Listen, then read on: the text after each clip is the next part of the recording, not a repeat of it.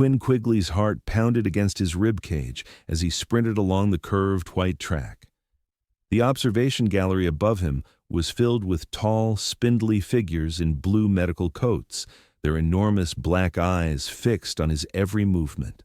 Their long, six-fingered hands held tablets, recording devices, and what looked like medical scanners. The aliens had been watching him run for nearly 4 hours now, and Quinn was determined to keep going until they got bored and left. Subject demonstrates remarkable cardiovascular efficiency despite obvious physiological stress, announced the lead medical officer, Dr. Zexel. Her voice came through the translator embedded in Quinn's ear. Maintain current observation protocols. Quinn gritted his teeth and pushed harder. Sweat poured down his face and soaked through his gray jumpsuit standard issue for all human specimens on the research vessel. The muscles in his legs burned, but he wouldn't give them the satisfaction of seeing him collapse. Your vital signs indicate you should cease this activity immediately, Dr. Zexel said through the speaker system. We have sufficient data.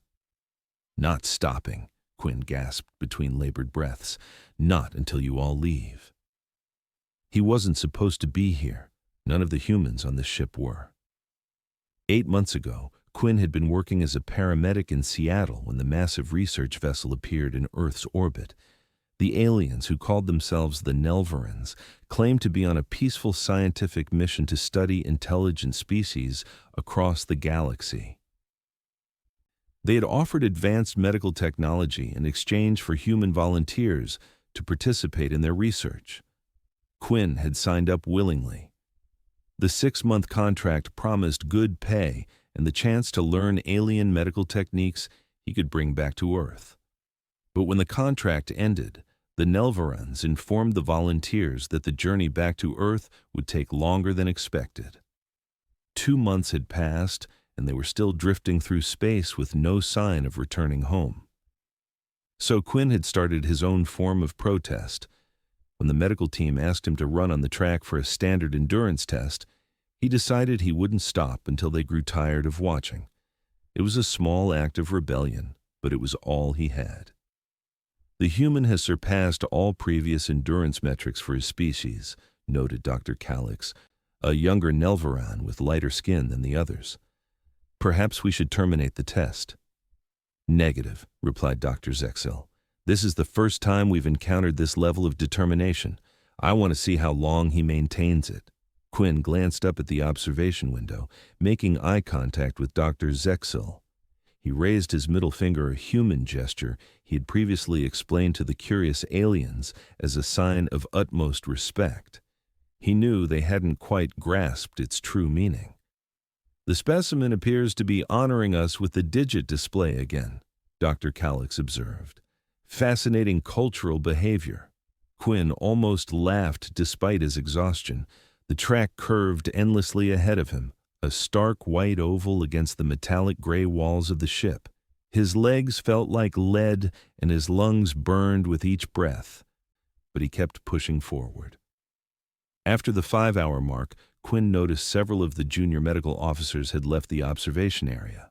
Only Dr. Zexel, Dr. Calix, and 3 others remained, their elongated heads tilted in curiosity.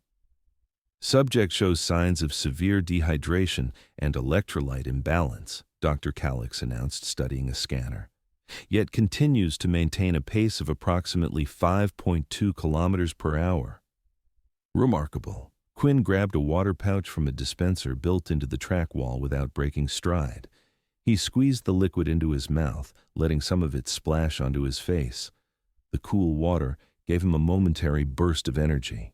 I can do this all day, he called out, though his hoarse voice betrayed his fatigue. By hour 6, Quinn's vision had started to blur. The white track seemed to shift beneath his feet, and the walls appeared to be closing in. His muscles screamed in protest with each step, but he forced himself to continue. Only Dr. Zexel and Dr. Calix remained in the observation area now. You are causing yourself unnecessary physical damage, Dr. Zexel said through the speaker. We have already recorded sufficient data for our research. Quinn shook his head stubbornly. Then leave, he gasped.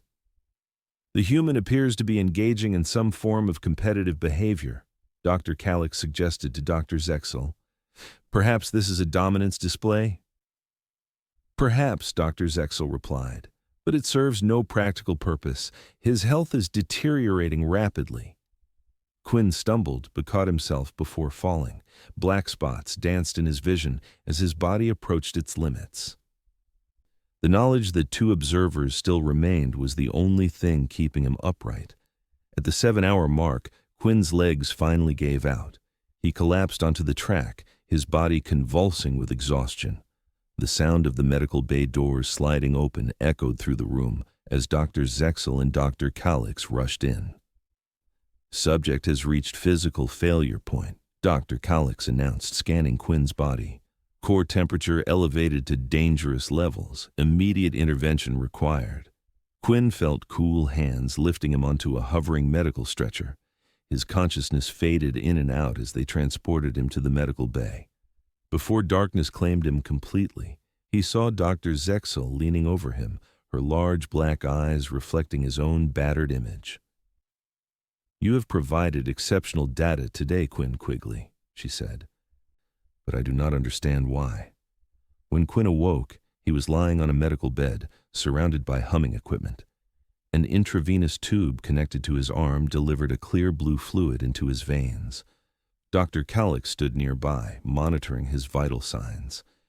"You were unconscious for approximately 9.3 hours, Dr. Calix informed him. Your body experienced severe dehydration, muscle trauma, and electrolyte imbalance. We have administered appropriate treatments." Quinn tried to sit up but found his body wouldn't cooperate. Every muscle felt like it had been torn apart and hastily reassembled. "Did I win?" he asked, his voice a raspy whisper. Dr. Calix tilted his elongated head. "Win? There was no competition occurring."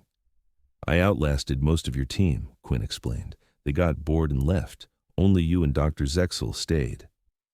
"Ah," Dr. Calix seemed to understand. "You were attempting to outlast our observation period. I see. This was not a medical test, but a personal challenge you created." "Something like that," Quinn admitted. The door to the medical bay slid open, and Dr. Zexel entered. She approached Quinn's bed, her tall frame looming over him. "Your actions were irrational and dangerous," she stated flatly, "but they have provided valuable insights into human psychology and physiological limits." Quinn managed a weak smile. "Glad to be of service." Dr. Zexel consulted her tablet. "We have decided to modify our research protocols based on your demonstration. It appears humans have greater endurance capabilities than our initial model suggested, particularly when motivated by psychological factors." "So I made an impression," Quinn said. "Indeed." Dr. Zexel's expression remained unreadable, but her voice had a new tone, something almost like respect. "We have also accelerated our return journey to Earth. Your contract extension will end in 15 days. Quinn's heart leapt. "We're going home?" "Yes. Our research phase with your species is nearing completion. We have gathered sufficient data." After Dr. Zexel left, Quinn turned to Dr. Calix. "Did my little stunt actually have anything to do with that decision?" Dr. Calix seemed uncomfortable. "Dr. Zexel would not admit it, but your demonstration caused significant discussion among the research council. Some felt that continuing to hold humans beyond their contracted periods might lead to unpredictable behaviors." Quinn laughed despite the pain it caused. "You mean they're afraid we'll all start running until we collapse?" "Or worse," Dr. Calix admitted. "Your species has shown remarkable creativity in expressing dissatisfaction." Over the next 3 days, Quinn remained in the medical bay, recovering from his ordeal. The Nelvaran healing techniques were far more advanced than anything available on Earth. By the 4th day, he could walk without assistance, though his muscles still ached. Dr. Calix had become his primary physician, monitoring his recovery with what seemed like genuine concern. Unlike most Nelvarans, who maintained emotional distance from their subjects, Dr. Calix asked questions about Quinn's life on Earth and seemed fascinated by human culture. "I still do not understand why you ran until physical collapse," Dr. Calix said as he checked Quinn's muscle tissue recovery. "It seems counterproductive to your survival." Quinn considered how to explain. "Humans don't like feeling powerless. When you extended our contracts without asking us, it felt like we had no control over our own lives. Running until you quit watching was the only way I could take some control back." Dr. Calix processed this information. "So it was a form of protest?" "Exactly. Fascinating. Our species evolved with highly structured social hierarchies. The concept of individual protest is unusual to us." On the fifth day, Dr. Zexel returned to the medical bay. She dismissed Dr. Calix and stood by Quinn's bed, studying him intently. "Your recovery is proceeding well," she noted. "We expect full tissue regeneration within 2 more days." "Thanks to your medicine," Quinn acknowledged. Dr. Zexel hesitated, then said, "I have a proposition for you, Quinn Quigley." Quinn raised an eyebrow. "I'm listening." "Our research council is interested in a more comprehensive understanding of human endurance capabilities. We propose a controlled study with proper monitoring and safety protocols." "You want me to run for you again?" Quinn asked incredulously. "Not just running. A series of physical endurance tests under various conditions. Unlike your impromptu demonstration, these would be conducted with your full knowledge and consent, with appropriate rest periods and medical intervention as needed." Quinn considered the offer. "And what do I get in return?" "Access to our medical knowledge, selected treatments and technologies that your species could adapt, and—" Dr. Zexel paused. "A personal transport pod that would return you to Earth immediately upon completion of the tests, rather than waiting 15 days with the main vessel." The offer was tempting. Quinn had originally volunteered to learn alien medical techniques. This could be his chance to bring something valuable back to Earth. "How long would these tests take?" he asked. 7 days. We would begin tomorrow if you agree." Quinn sat up straighter in his bed. "I'll do it on one condition. I want the results shared with all the human volunteers on board. No secrets." Dr. Zexel tilted her head, considering. "Acceptable. The data would be made available to all human subjects." The next morning, Quinn was escorted to a different section of the research vessel. Unlike the simple track where he had made his stand, this facility was a massive chamber with various terrains and equipment. The walls were lined with monitoring devices, and a team of Nelvaran medical officers waited to begin the tests.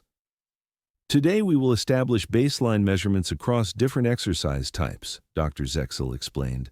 "Dr. Calix will be your primary medical monitor throughout the study." Dr. Calix approached with a set of sensors, which he attached to various points on Quinn's body. "These will provide real-time data on your physiological responses without restricting your movement." The first day consisted of relatively standard endurance tests: running, swimming in a specially designed pool, cycling on an ergonomic machine calibrated for human anatomy. Unlike his previous protest run, Quinn paced himself, following the protocols established by Dr. Zexel. "Your cardiovascular efficiency is impressive for your species," Dr. Calix noted as Quinn completed the final test of the day. "But not extraordinary by human standards. What made your previous demonstration remarkable was not your physical capacity, but your psychological determination." Quinn toweled sweat from his face. "That's the thing about humans. We can push ourselves beyond our physical limits when we're motivated enough." "A dangerous evolutionary trait," observed Dr. Zexel, who had been watching from a distance.